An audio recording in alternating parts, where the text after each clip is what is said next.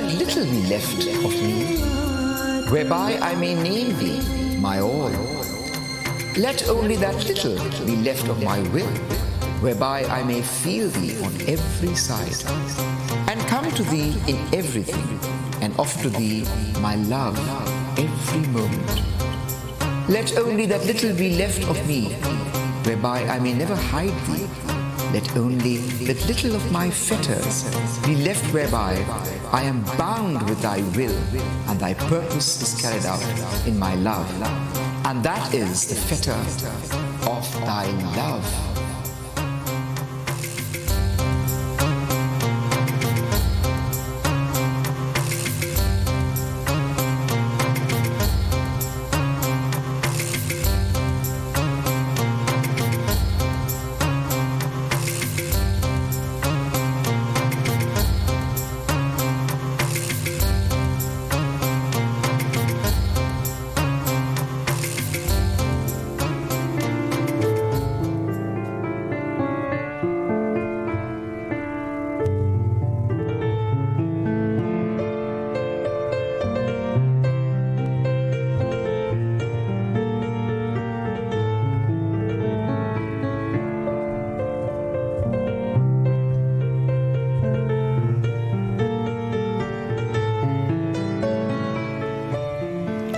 Sister Loyola was born in Virginia in Ireland on the 22nd of June in 1916 to a very pious and Catholic family.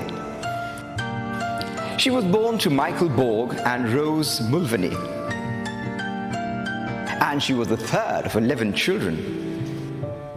She joined the Presentation congregation at the age of 18, and after completing her high school in Loreto Convent, Naveen, her tender and gentle heart that reverberated with love for all felt intensely that she should make God known to all, who by his death and resurrection brought salvation to all mankind.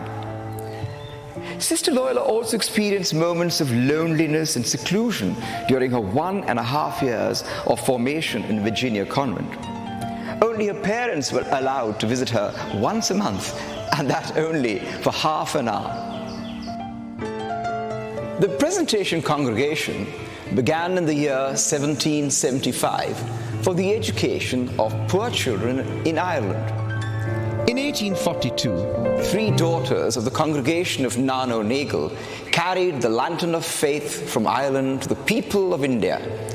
About 120 years later, they opened schools in Madras, Rawalpindi, Peshawar and Murree for the education of the families of the British Army personnel stationed in those cantonments. Sister Loyola, during her 1.5 years of religious formation, felt inspired by God's call to spend her life as a missionary in a distant land. Responding to this divine call, in September 1936, she bade farewell to her dear ones, parents, brother and 9 sisters, and many friends who had assembled at her home for her just 10-minute visit after the formation, with little hope of ever meeting them again in this world. Her father personally drove her to Dublin. Unfortunately, due to a stroke, her mother was not allowed to travel, so she could not accompany her to the port. And as the ship sailed with the little party of fine missionaries, the harbour band played, "It's a long, long way to Tipperary."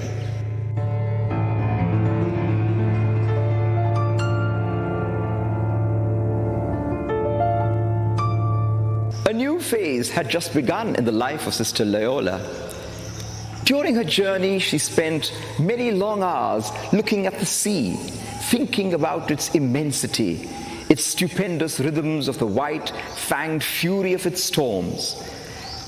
This brought with it an awareness of the vast and mysterious interdependence of things, wind and tide and current, calm and squall and hurricane, all combined to determine the path of the creatures above and below, that challenged her way ahead. The sea voyage lasted 3 weeks, and all felt seasick and hot in this long, heavy robes. After a break of a few hours in Mumbai, they boarded the train which took them to Rawalpindi via Delhi. 2 days later, Sister Loyola was given a class of about 30 boys and girls, mostly English. From that time onwards, there wasn't a dull moment. Her work overwhelmed her, and soon her native land was almost forgotten. In 1937, she made her religious profession, consecrating her life to God by the vows of poverty, chastity, and obedience. Soon afterwards, she was sent to Peshawar, where she taught for 1.5 years. Then came the news that she must join the new convent school which had just begun in Rajbagh in Srinagar in May 1936. There she became fully involved in the work of educating boys and girls from all parts of India and overseas. Boys were kept as boarders up to the age of 12 and girls until they had completed their Cambridge or Bachelor of Arts. A limited number of day scholars were also admitted into the school and college. It was during these days that Dr. Karan Singh, who was then about 11, came to study here. Miki, daughter of the Maharaja of Jaipur, studied here about the same time. During the summers, the students were given coaching lessons in swimming, tennis, hockey, badminton, and other organized games. Those interested in music, elocution, and the band were prepared for the Trinity College of Music exams, and inspectors came from England to conduct these exams. The bracing climate and the rich natural grandeur of Kashmir was not to be enjoyed forever. So in 1946, Sister Loyola was sent to Delhi, where for 11 years she worked hard, teaching and supervising the construction of a big school block. It was great to be able to visit Kashmir during the summer vacations and meet her old friends there. Then something wonderful happened. In 1954, the Holy Father in Rome requested all major superiors of religious congregations to allow the sisters to go home for a holiday.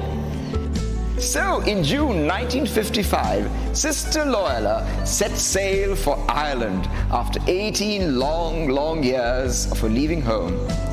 She received a tremendous welcome, and her dear ones, through her parents, had unfortunately gone home to God. In August 1957, she was transferred to Jammu, where a presentation convent had been established in 1954. After constant discussions between the then Chief Minister, Bakshi Ghulam Muhammad, Henderson Brooks, Lieutenant Colonel Michael Dean, Station Commander, and Colonel Dunn, Administrator of Udhampur, a building on BC Road was given to the sisters, which today houses the St. Peter's School. On the 12th of April in 1954, St. Mary's Presentation Convent School was started with 170 students. Then, in 1962, due to the patronage of Dr. Karan Singh, the then Governor of Jammu and Kashmir, and Bakshi Ghulam Muhammad Sahab, the Chief Minister, a piece of land at Gandhinagar was granted to the sisters. There was great excitement on the opening day of the new building at Gandhinagar in August 1964. Nearly 1,000 students found themselves in beautiful, spacious classrooms and playing fields. Soon, the third story was built, and now about 2,000 pupils can be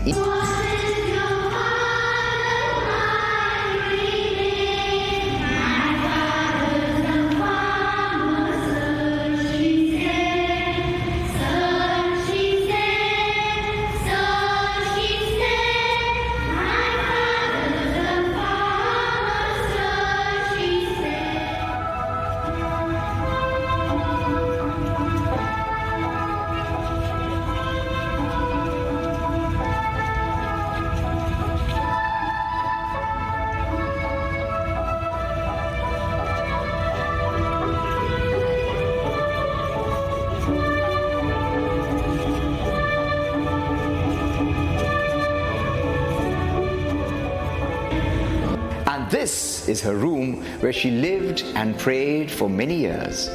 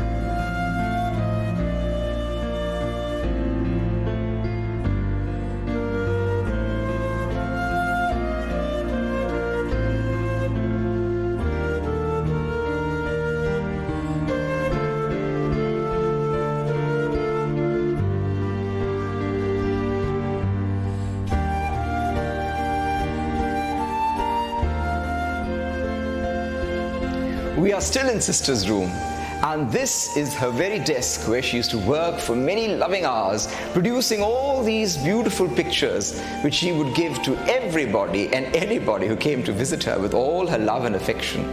And here is the music which she played and the scores that she wrote and underlined with all her love and affection. These were perhaps the happiest moments working in this room.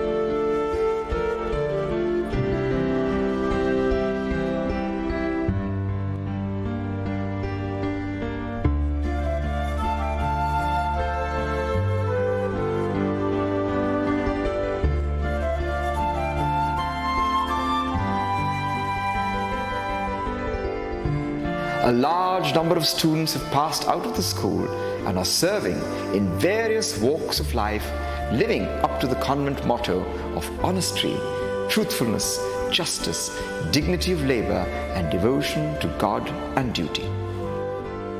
In her beloved Presentation Convent School, Jammu, Sister Loyola took on the work of planting all these plants and trees to beautify the place. This was not an easy task, as part of the land was once a riverbed full of boulders and rubble of all kinds. Water was scarce, time and manpower were limited. But with arduous labor and incessant efforts, the once seemingly impossible job was accomplished. And today it is gratifying to see the well-turfed playing fields and the mighty trees that adorn the Presentation Convent complex. At the Regional Research Laboratory annual flower shows, the school has often won prizes for its well-maintained lawns, its beautiful ornamental bushes, and its exquisite rose garden. The credit of all this goes to the sincere and persistent efforts of our beloved and dear Sister Loyola. All these beautiful trees and plants that you see here now owe their very existence to the loving and tender care of Sister Loyola. She planted them all and have left them now behind for us all to enjoy and this cool breeze. In her memory, we have decided to dedicate and call this place the Sister Loyola Meditation and Yoga Center, so that the girls, the children, the teachers can all learn and imbibe her spirit of peace and love under these trees and learn in a meditative mood and remember all that she's left behind for us, her values and her thoughts. So this is now going to be called the Sister Loyola Meditation and Yoga Center.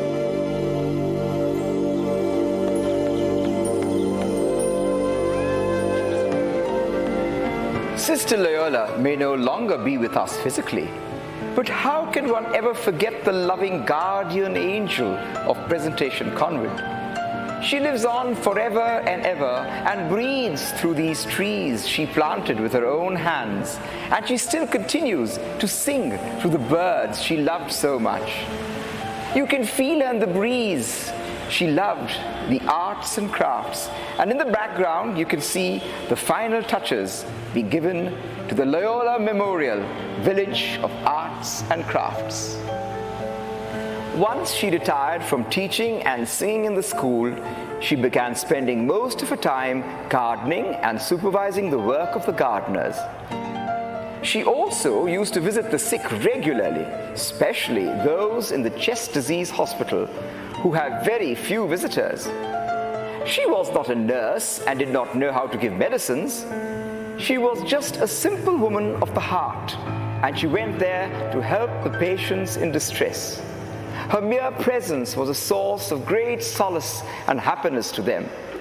She spent a large part of her time with them trying to cheer them out of their sorrow, telling them not to surrender or despair, and praying for their speedy recovery.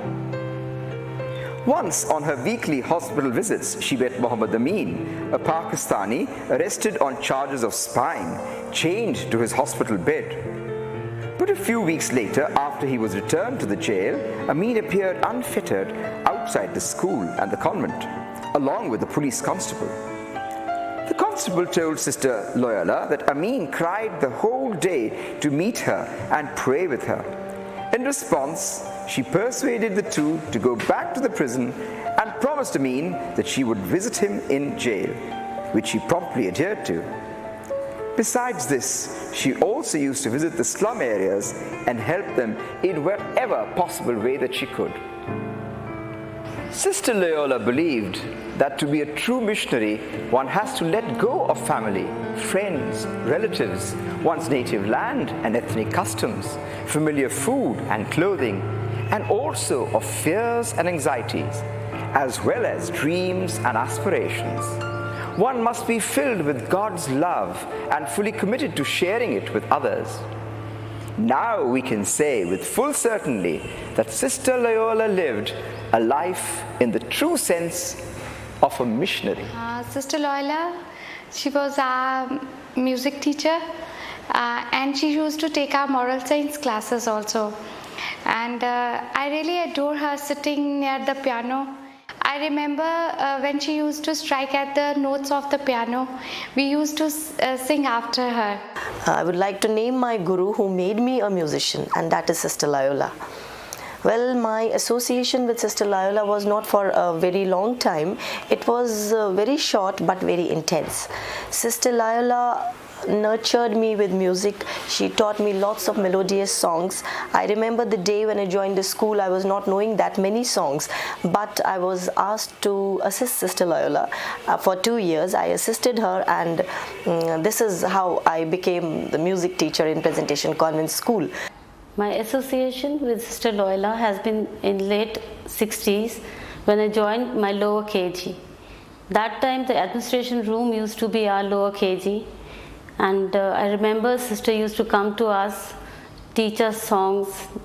Then slowly she started teaching bigger classes. I have had the privilege of sharing my life with Sister Loyola for the past 1 year.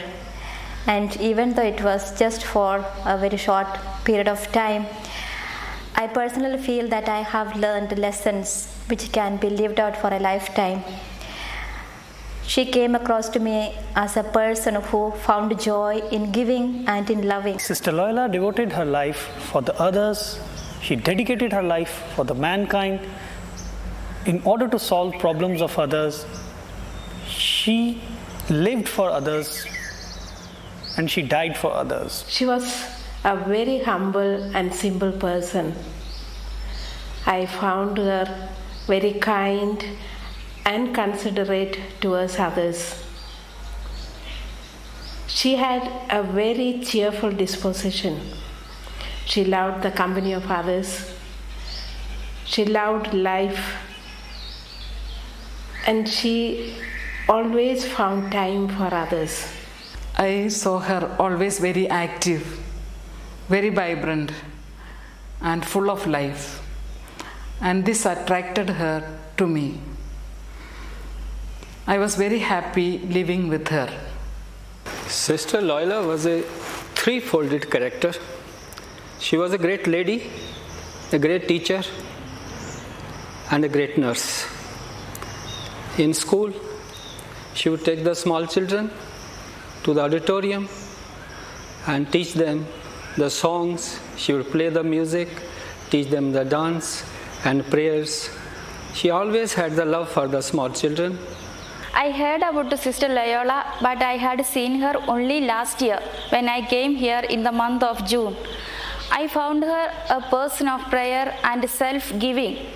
She did not keep anything for herself, and if we are liking anything, she used to bring even pen, pencil or paper or any book. If we needed, she always come and give it to us. Sister Loyola, friend of the music and lover of nature. Whenever I play music, I think of her a lot. In fact, I play in remembrance of her. She was my music teacher. Not only my music teacher, she was a very good friend of mine. I remember only few lines of it. This was a favorite song which I used, and that was "Go get it on the mountains that Jesus Christ is born."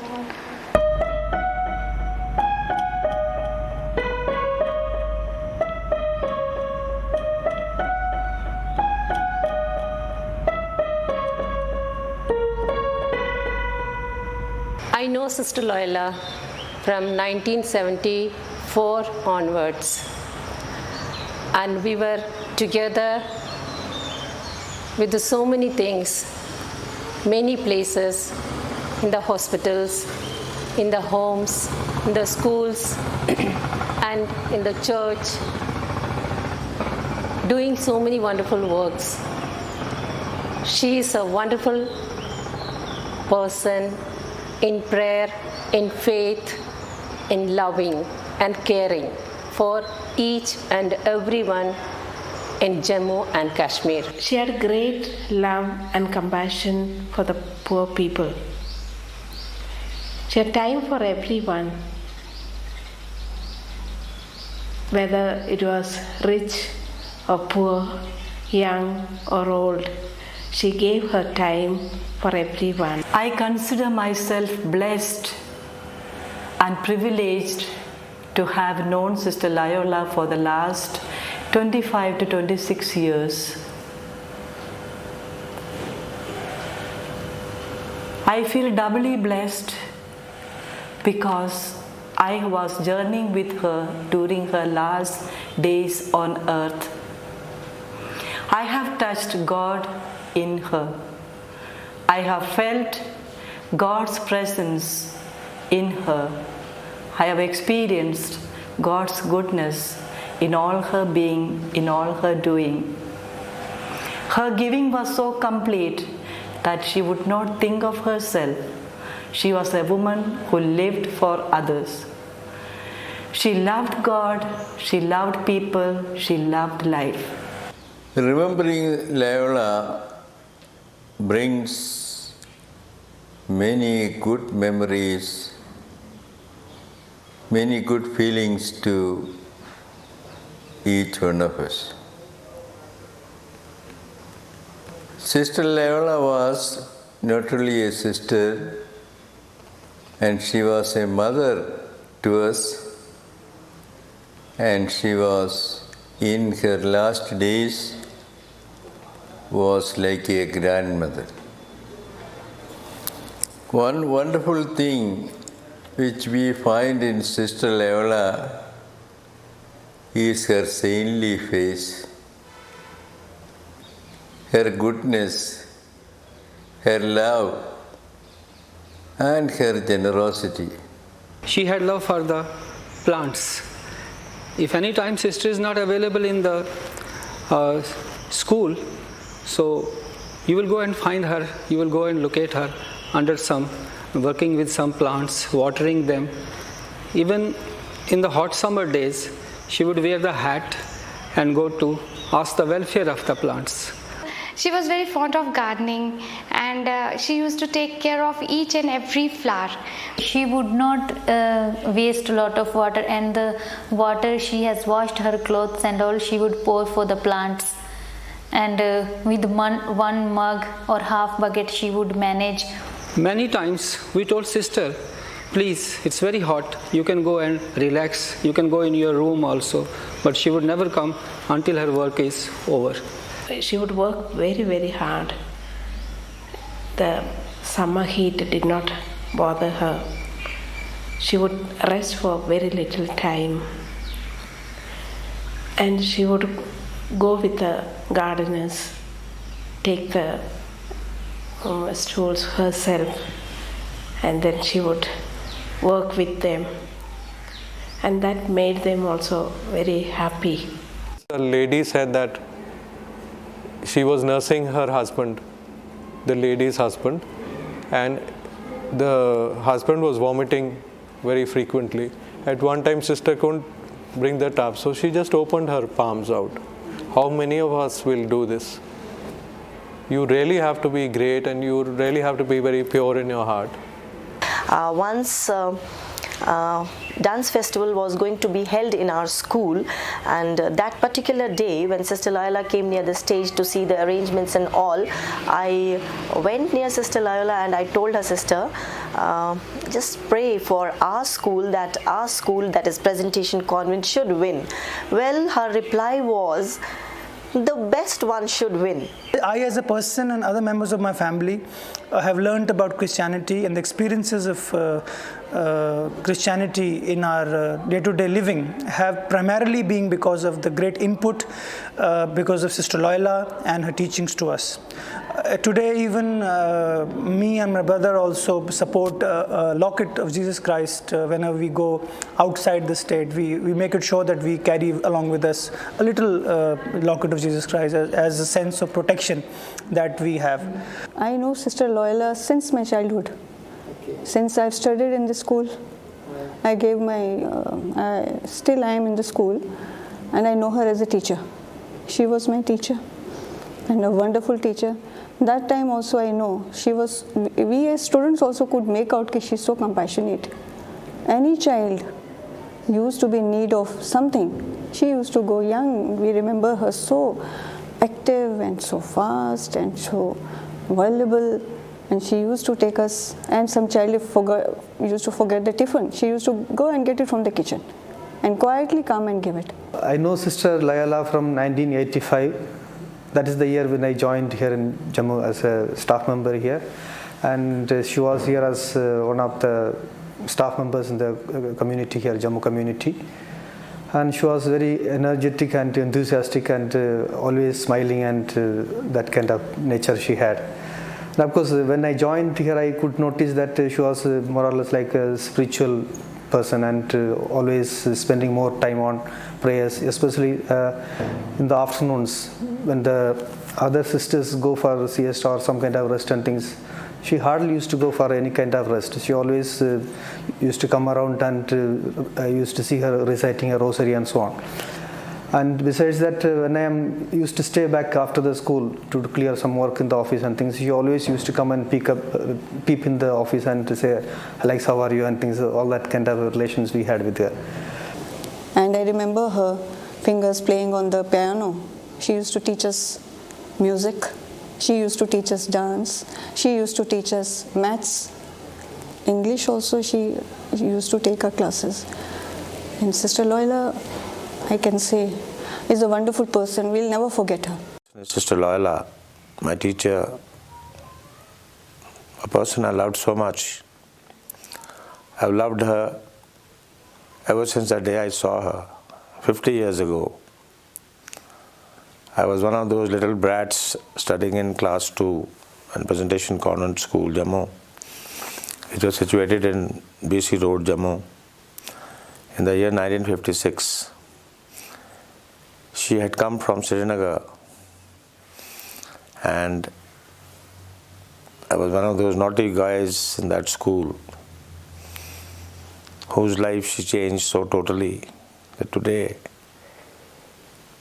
from that brat of a boy, today I happen to be the Chief Engineer of the Public Works Department of Jammu. Sister Loyola was that kind of a person.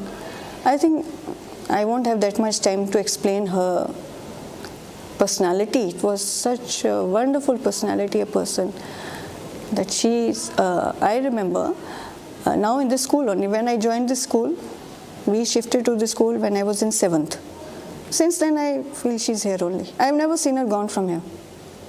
And then I believe we were told also, Sister Loyola has written, she has told her people, she has told her congregation that I want to be buried here in Jammu. A divine experience of 50 years, to have known someone with so much of love, so much of strength of character, such a frail person with such a lot of power. We think of God, we think of parents, we think of great forces. But here is one that I have experienced all these 50 years. And losing her just fills my heart.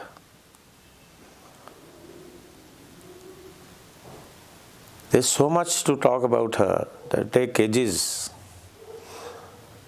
But it's strange that although she's gone, yet you can feel that she's around you somewhere.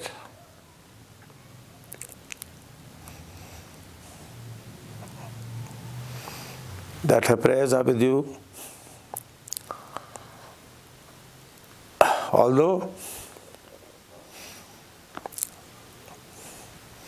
life has changed ever since she left us, yet I am very sure her memories will make us survive. I got some incidents in her life. In this hospital, in Gandhinagar hospital, she was a regular visitor to the patients. And she used to go and see the diet chart. Any patient with special diet and a poor person, she used to take her own breakfast, her own a flask of milk and fruits, and quietly slip down to the hospital and give it to those people. I could see the pride in her eyes every time I would top in my class. I went with her. They would take us for picnics. She made me the captain of the school. And every time she realized that she could not handle me, she would not personally say anything to me but hand me over to Sister John. And that is another of the great ones we had in the school. So Sister John would be the one who would give us the spanking and the thrashing. And I think that thrashing that Sister John gave us made us love her even more.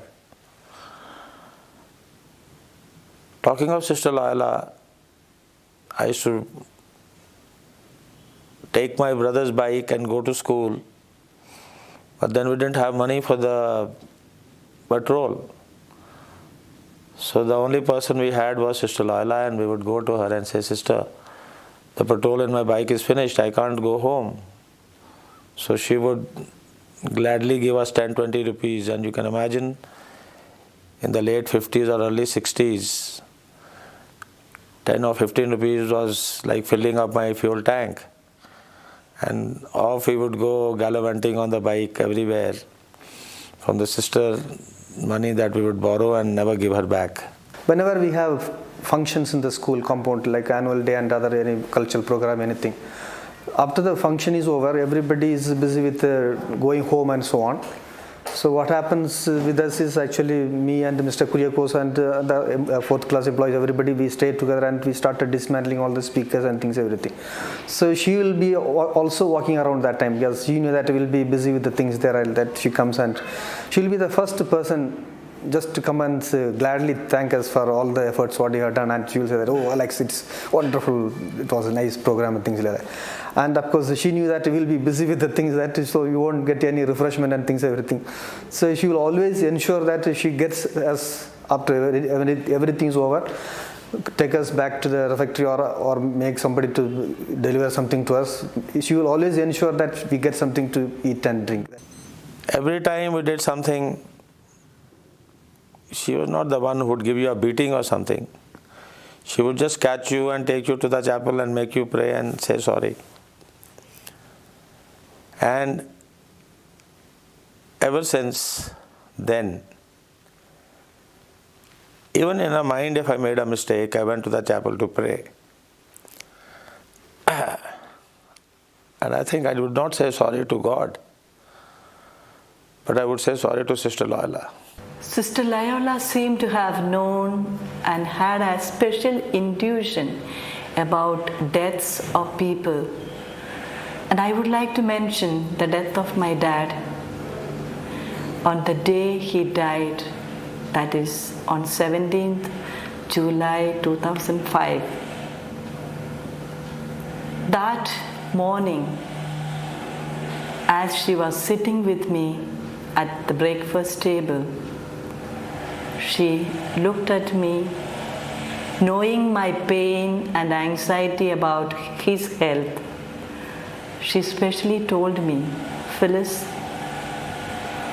today is Sunday, and this is a nice day to die, and your dad will be all right. Meaning to tell me that it's all right for today for your dad to go. And exactly that happened. I was on my way down to Bangalore. Before I reached Bangalore, I got the news of his death. I remember an incident when I was transferred to Kashmir. It was a few years ago, and it was my first trip to Kashmir, and I happened to pass through Jammu. And Sister Loyola had hardly known me, but she knew that I was going to Kashmir for the first time, so I would have hardly any warm clothes with me. So she took me to her room and just opened her cupboard, and she told me, take whatever you want. And she told me it would be very cold there, and I'm sure you won't have enough warm clothes to keep yourselves warm.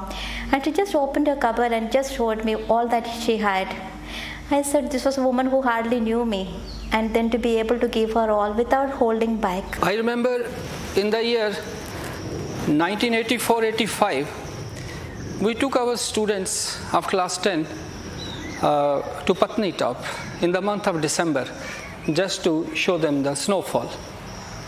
Sister Loyola accompanied us, and the children had a great fun there, and they played in the snow and all that.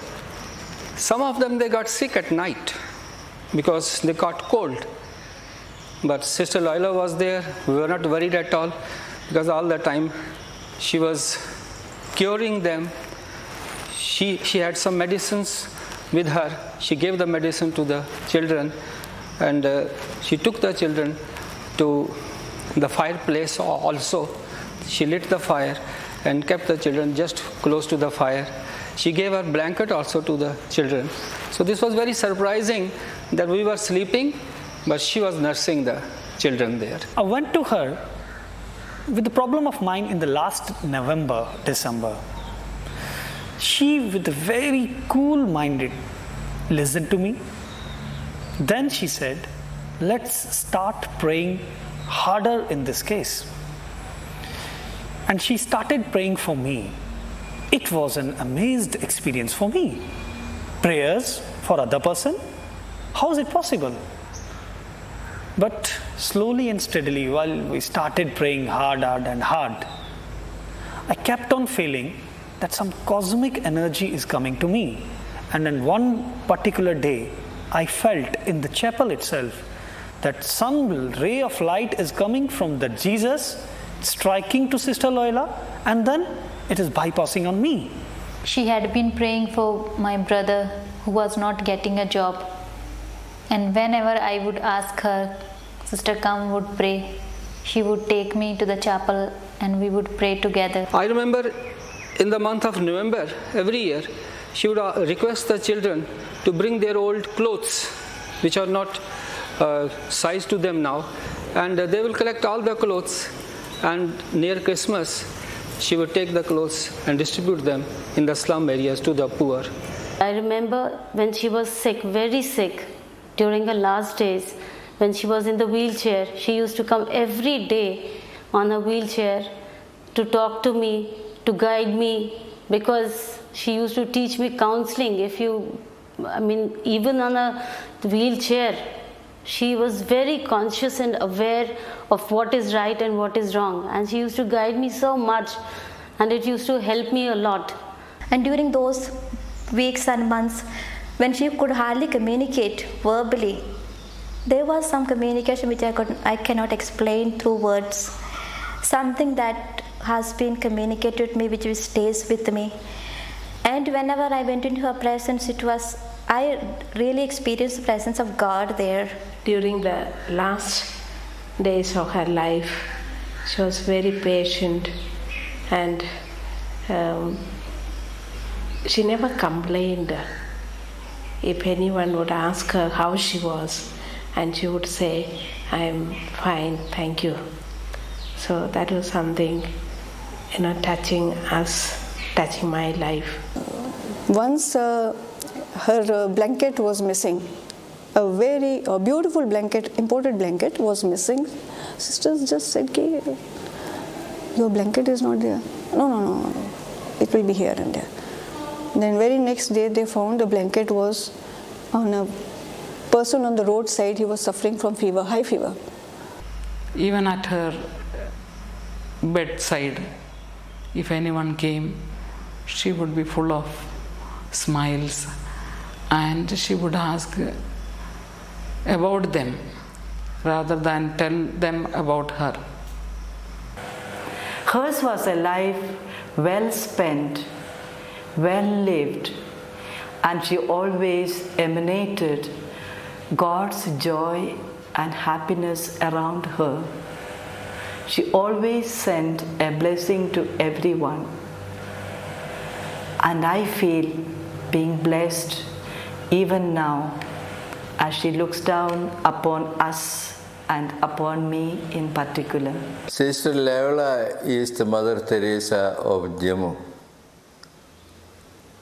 I have seen so many big people, including the former Chief Minister Farooq Abdullah and their family, coming to greet her on certain occasions.